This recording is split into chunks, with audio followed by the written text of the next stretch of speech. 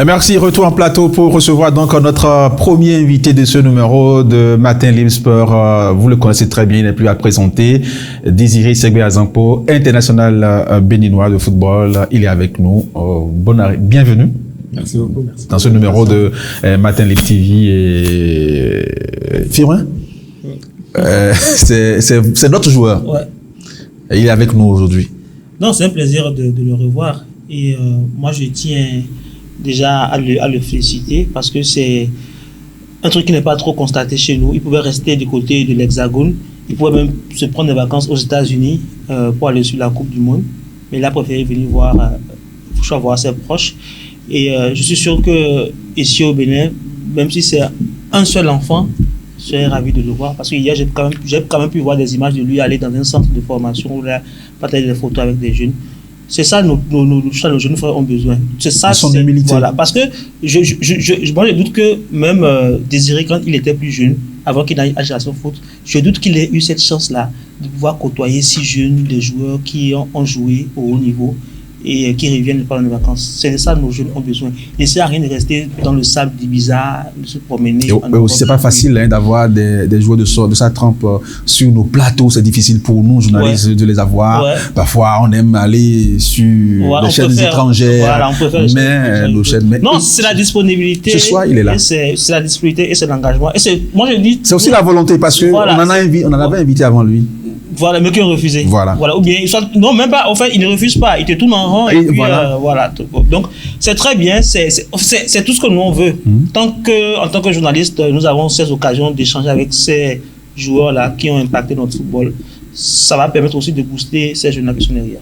Voilà, Désiré Azankpo, vous êtes avec nous et on ne pourra pas nous empêcher de prendre votre avis sur ces deux matchs joués par le Bénin pour la fenêtre FIFA, le Niger et puis le Togo. Vous avez suivi.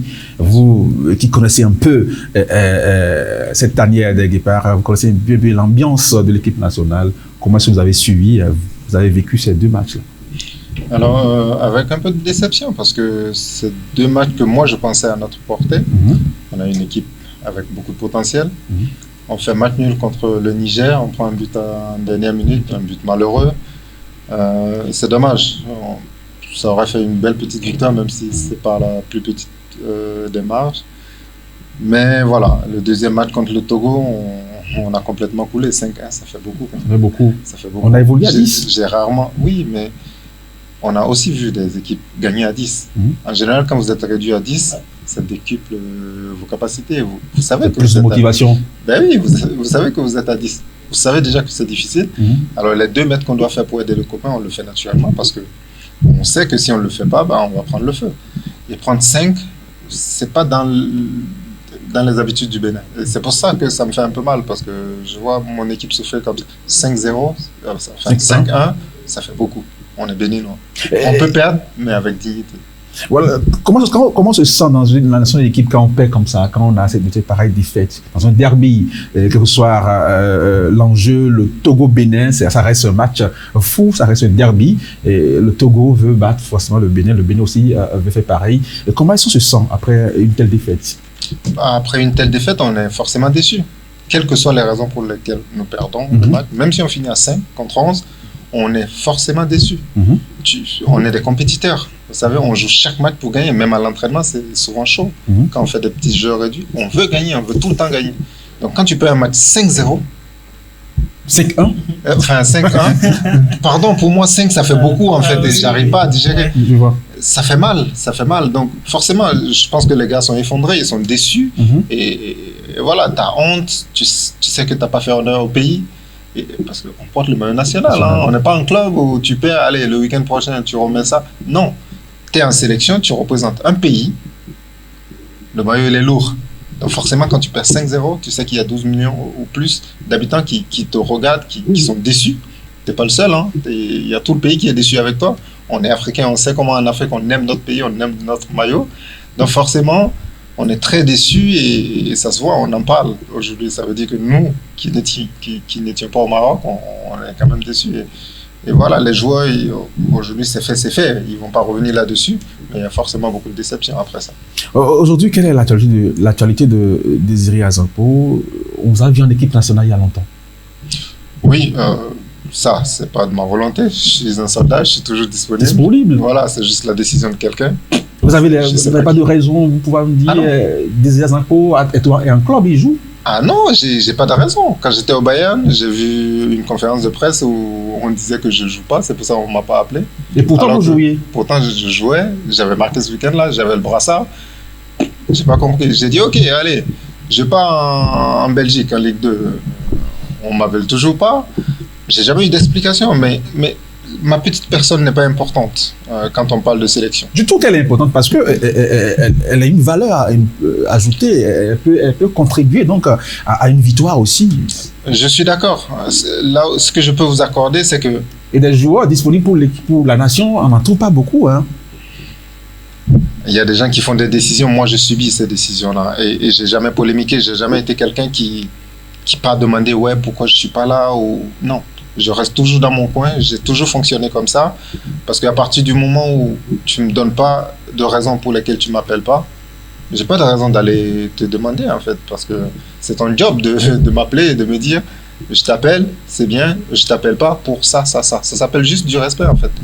C'est pour ça Michael Poté s'était énervé entre temps. C'était pas le fait qu'on l'appelle pas, c'est surtout le manque de respect qu'il y a dans l'attitude. C'est un ancien, Michael a tout donné pour ce pays. Si tu l'appelles pas, tu l'appelles au moins au téléphone et tu lui dis écoute l'ancien, merci pour tout ce que tu as fait pour la nation. Moi je vais faire avec une autre génération et voilà, ça va fonctionner comme ça. Michael va respecter cela. C'est pour ça qu'il avait fait un gros communiqué où il était très énervé parce que c'est juste la façon de faire en fait. C'est pas le fait de pas être appelé parce que moi je répète, ma petite personne elle est pas importante. Moi je veux juste voir mon pays gagner des matchs. Je veux juste parler de mon pays avec fierté et ça vient par la victoire. Est-ce qu'aujourd'hui vous avez des contacts? Quel est le rapport que vous avez actuellement avec le sélectionneur actuel? Est-ce que vous le connaissez, vous vous appelez, vous parlez football, de l'équipe nationale? Parce que l'on veut ou non, vous restez forcément une expérience qu'il doit partager avec les jeunes. J'ai aucune relation avec lui.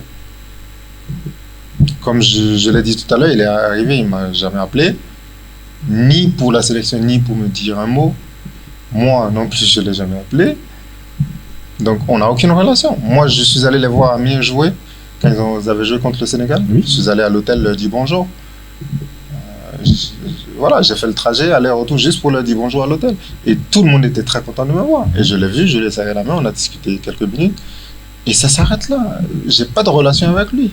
Mais son job, ce n'est pas d'avoir une relation avec moi, c'est juste de faire gagner mon équipe nationale. Et ça, s'il ne le fait pas, là, il y a un problème. C'est juste qu'il faut que l'équipe nationale avance, il faut que l'équipe nationale performe et que tous les Béninois soient fiers parce que nous, on a besoin de ça. Ici au Bénin, on n'a pas de Real ou de Barça qu'on peut avoir tous les week-ends. On n'a pas ça. C'est pour ça, cette ferveur derrière l'équipe nationale, elle est incroyable. Parce qu'en Afrique, on n'a que notre équipe nationale et on est très, très amoureux de notre équipe nationale. Et quand on les voit prendre 5 buts, ça fait mal au cœur. Et avec les joueurs actuels de l'équipe nationale, vous avez des relations? Est-ce que vous parlez un peu de l'état actuel, le niveau de football actuellement pratiqué par l'équipe nationale? Est-ce que vous parlez des choses qui peuvent amener à changer, au moins entre vous, copains, entre vous, joueurs, changer un peu le niveau de prestation de l'équipe nationale? Déjà, j'ai une très très bonne relation avec tous les mecs qui sont en sélection, en tout cas tous ceux avec qui j'ai joué.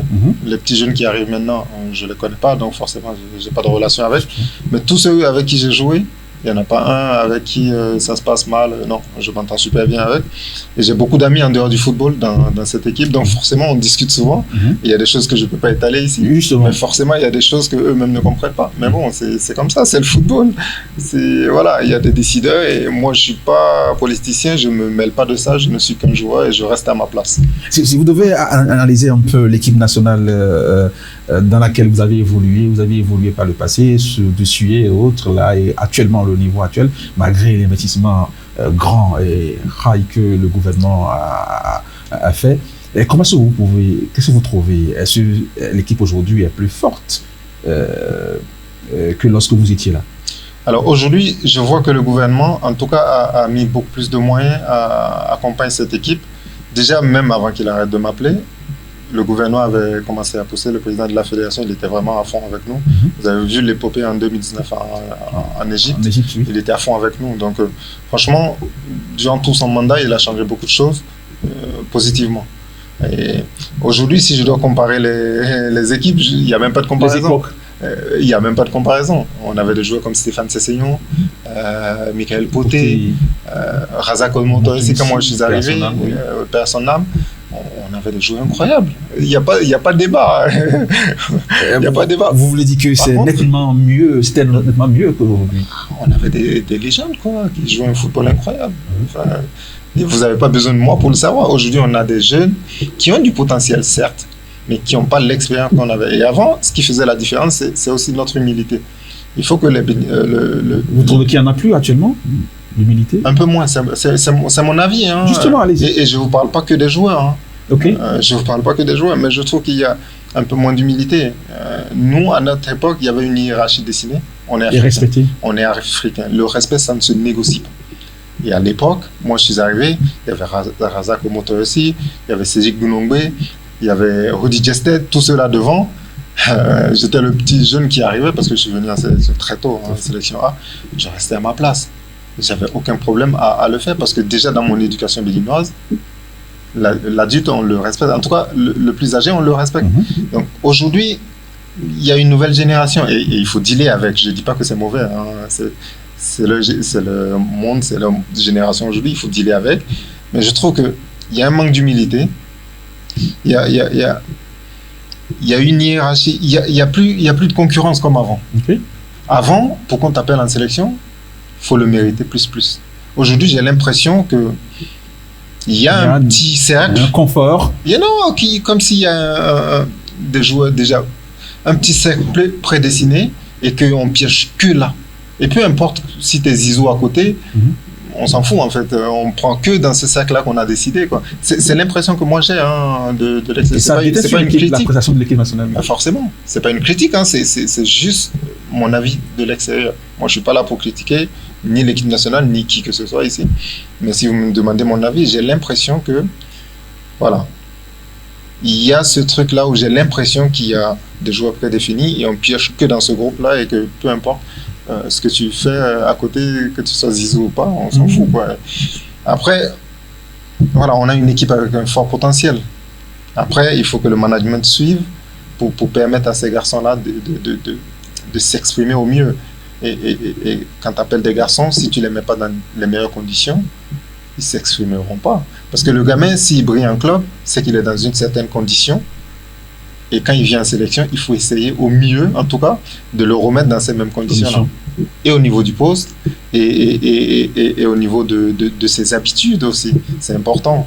Donc voilà, je pense qu'il y a du bon boulot à faire avec cette génération. J'y crois très fort. La preuve, c'est qu'on a failli se qualifier pour le mondial. J'y ai tellement cru. Voilà, mais c'est comme ça. Rebelote, on va repartir parce que la même génération, elle peut rejouer les prochaines qualifs. Donc on croise les doigts. J'y crois à fond. En tout cas, je suis à fond derrière. Est-ce qu'aujourd'hui, Désiré est prêt, disponible, si jamais on le faisait encore appel? J'ai toujours été disponible. Alors, on peut me critiquer et dire que je n'ai pas le talent de Ronaldo ou de Messi. Ça, c'est un fait. Même, c'est un fait. Je sais que je n'ai pas ce talent-là. Mais ce qu'on ne peut pas me reprocher, c'est que j'ai toujours été un soldat. Je n'ai jamais refusé une sélection. Au contraire, je me suis mis en porte-à-faux souvent avec mes clubs pour venir en sélection. Et ça m'a créé beaucoup de problèmes. Parfois, je repartais, on arrêtait de me faire jouer.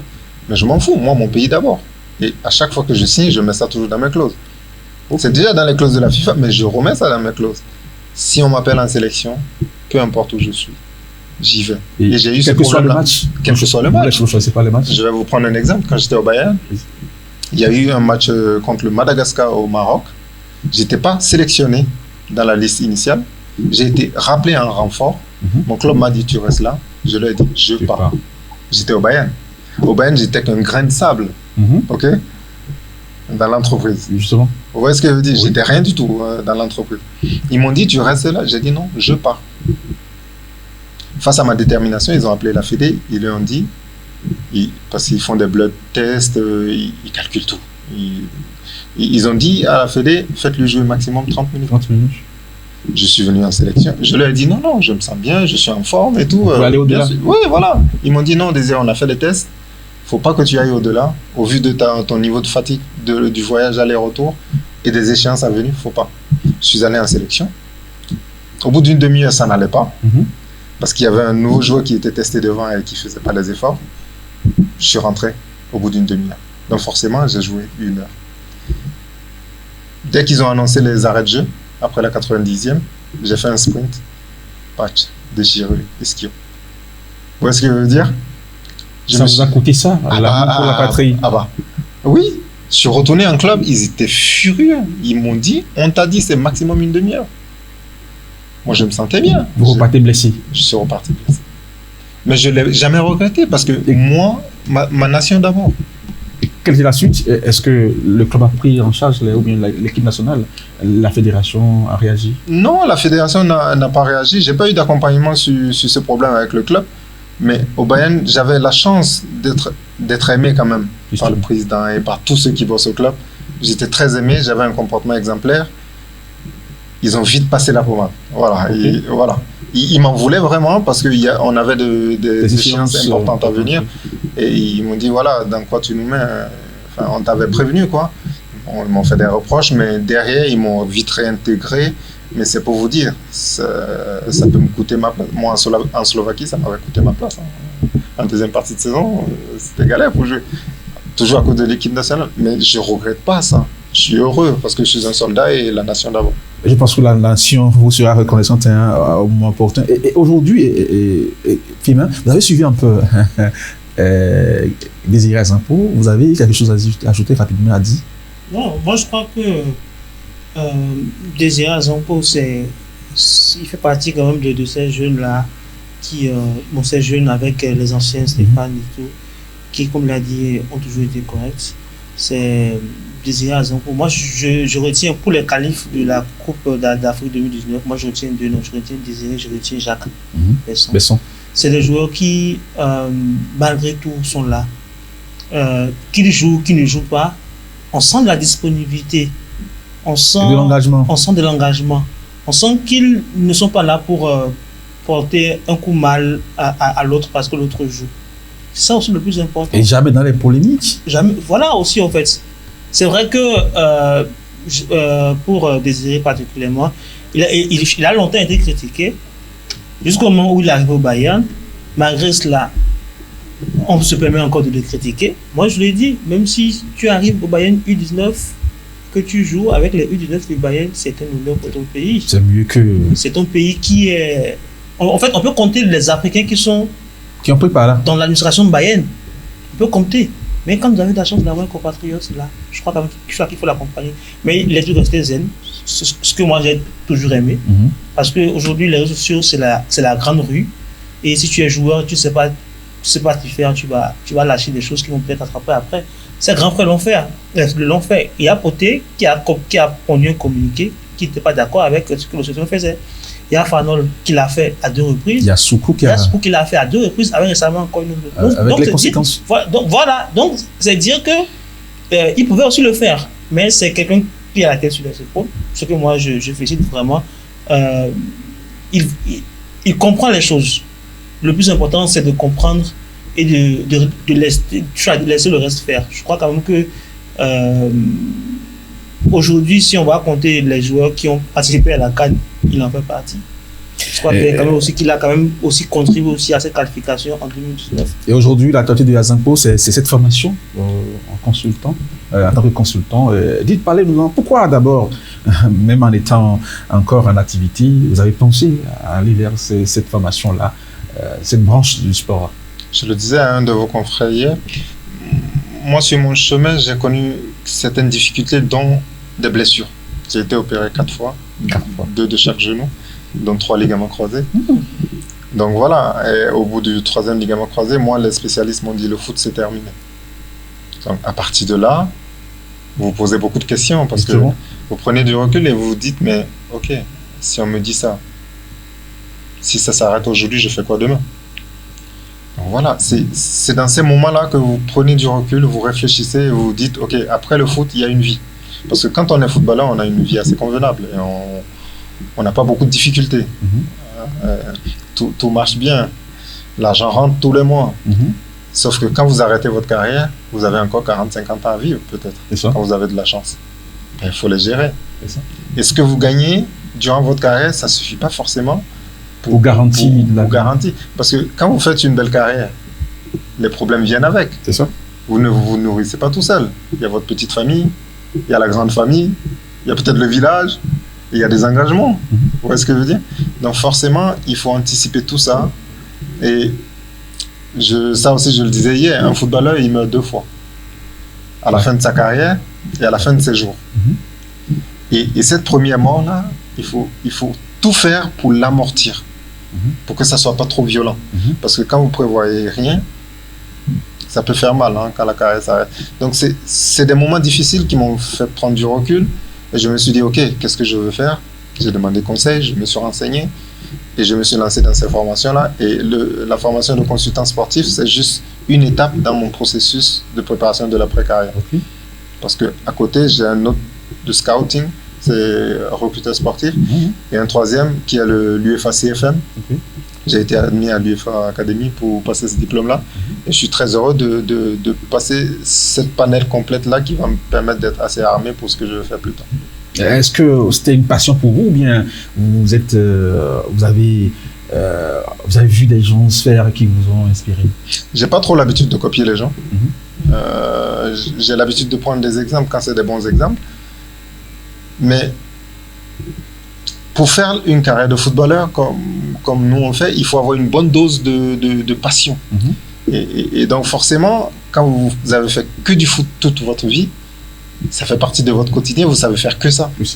Et quand ça s'arrête brutalement, c'est difficile. C'est pour ça qu'il y a des dépressions. Il y a beaucoup de footballeurs qui osent aujourd'hui l'avouer, dire qu'ils sont en dépression, mais parce que quand tout s'arrête, c'est brutal, croyez-moi.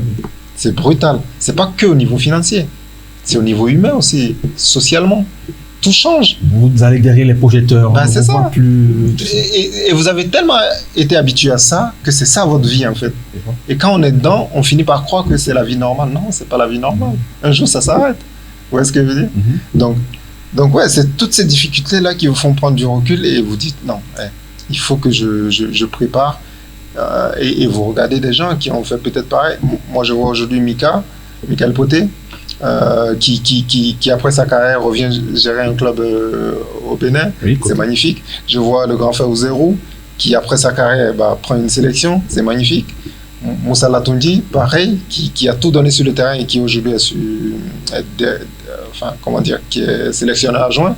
Donc voilà, c'est des gens qui ont tout donné sur le terrain, mais qui ont anticipé pour que la nouvelle vie soit agréable. Et aujourd'hui, quitte à préparer l'avenir, je préfère préparer l'avenir dans un domaine qui me passionne, où je prends du plaisir à bosser. Et ce domaine, c'est le football. Et quand vous premiers pas dans ce métier, dans ce monde-là, vous l'avez trouvé comment? Passionnant? Pardon? Vos premiers pas en tant que consultant, vous l'avez trouvé comment en formation? Était passionnant? Magnifique. J'ai eu la chance d'avoir des formateurs qui sont exceptionnels. Paul Goiffon, Loïc Braille, Flo Germain. Je ne peux pas tous les citer, mais ils sont exceptionnels. Et ils ont facilité cette formation-là parce qu'il n'y avait pas de jugement. Ils étaient là pour transmettre et ils ont transmis avec beaucoup de volonté. J'ai eu la chance d'avoir une belle promotion aussi, qui était exceptionnelle, les intervenants. Et je pense à Charlotte, je pense à Virginie. Tous étaient exceptionnels et je leur passe le bonjour d'ailleurs. Mais oui, ils ont facilité cette formation-là.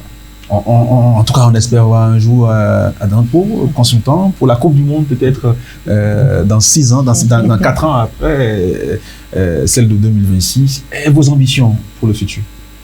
Alors, mes ambitions, les ambitions sont un peu comme des projets. Et moi, mon père m'a dit, les projets, on n'en parle pas, ça reste des projets. Et au Bénin? On a rarement vu des footballeurs béninois investis vraiment au Bénin. C'est vrai, il y a des actions un peu d'académie, mais vraiment à la Sadio Mané, votre ami sincère, on n'en a pas vu au Bénin. J'ai toujours été investi, mais dans le silence. Ouais, parce que ça fait partie de moi. Aujourd'hui, c'est pour ça aujourd'hui que je passe tous ces diplômes aussi, parce que si ça peut me permettre d'avoir la crédibilité et les compétences nécessaires pour aider ces gamins légalement, je vais le faire avec grand plaisir. Mais en tout cas, il y a des projets, mais tant que les projets sont des projets, on n'en parle pas beaucoup. Et votre amitié avec Sadio Mané, ça reste? Toujours, c'est mon ami, donc ça ne change pas. Vous lui souhaitez quoi pour la Coupe du Monde? qu'il la gagne, qu'il la ramène, la coupe. J'espère, ce serait magnifique pour l'Afrique, pas que pour lui, ce serait magnifique pour l'Afrique et je lui souhaite le meilleur. Je sais qu'il va faire de son mieux, c'est sa dernière Coupe du Monde, il va tout donner, ça c'est une certitude. Et j'espère qu'ils iront le plus loin possible. Merci à vous, Désiré Sabé Asanko. Un mot pour conclure rapidement cet entretien avec vous. Juste merci de m'avoir reçu. C'est vraiment, je suis très honoré d'être ici avec vous aujourd'hui. Je salue tous les Béninois qui nous regardent et voilà, continuez à supporter l'équipe nationale. Malgré tout, c'est notre petit bijou. Continuez à les pousser de l'avant. Il y a du potentiel et on peut encore faire de belles choses. Merci à vous, Firmin. Merci à vous, Hospice, de m'avoir invité. Merci aussi à Désiré de continuer d'inspirer les jeunes, de revenir au pays chaque fois. Même quand ça ne va pas, il faut revenir au pays parce que quand on est à un niveau donné et quand on parle, je crois qu'on est plus écouté que ceux-là qui sont là chaque fois. Je crois quand même que le fait de revenir, ça booste chez certains jeunes. C'est chaque fois de visiter ces jeunes-là pour qu'eux aussi puissent avoir cette vision-là. Peut-être que ce qu'il n'a pas pu faire, il peut encourager les jeunes à pouvoir le faire. Et je crois quand même que son nom va rester gravé quand même dans le livre d'or de l'histoire du football béninois. Merci à vous, Désiré, merci à vous, Firmin. C'est terminé pour ce numéro de Matin Libre Sport. Mesdames, Messieurs, nous partons, mais vous savez bien que notre départ à nous n'est qu'un mouvement vers nulle part. Nous restons pas ce mercredi prochain. Nous serons encore avec vous pour encore plus de sport.